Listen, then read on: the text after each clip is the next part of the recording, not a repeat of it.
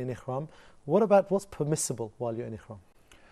Anything besides what we mention as the mahdurat or the restrictions of Ihram is permissible, such as taking a shower, changing your Ihram clothes, being clean. Just avoid, of course, we did not mention that amongst the restrictions of Ihram, wearing any cologne, fragrance, or any scented substances, even using scented soap or shampoo, that a person should avoid during the state of Ihram, whether men or women. Also, consuming a marriage contract or performing a marriage contract during the state of Ihram is restricted.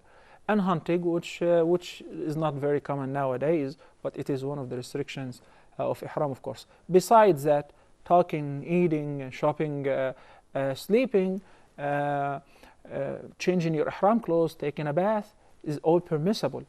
It reminds me right now with a very funny thing that people think, they panic. They think that Ihram means everything in life is haram.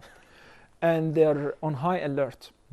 A person should be on high alert, but not to that extent, to the point that he asks before he drinks, is it halal to drink or not? Is it okay to eat or not? Is it okay?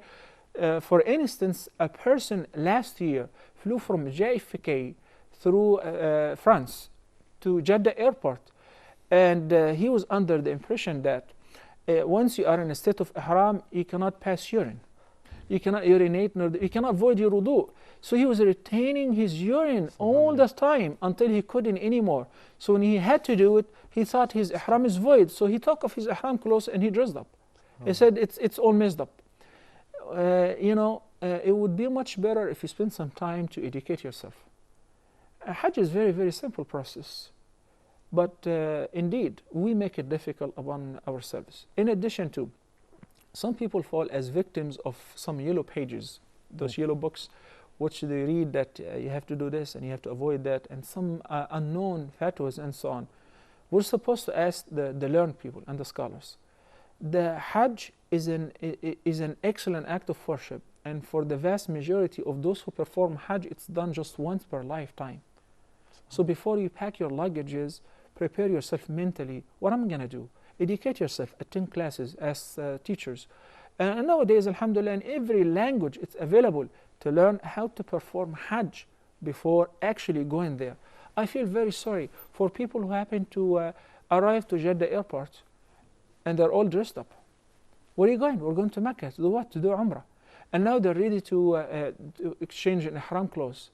You've just violated one of the mandatory acts of Ihram, which is assuming the Ihram at the appointed miqat, which have passed while you're flying. Before arriving to Jeddah airport, if you're flying from here or there, according to your first destination, you should have learned where to assume the intention of Ihram.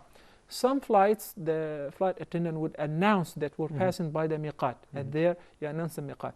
If there is no way or mean to find out if you are on a foreign air flight and you don't know where to announce the intention of Ihram, then from your beginning point, put your Ihram on, and a couple of hours before you arrive, announce the intention of Ihram.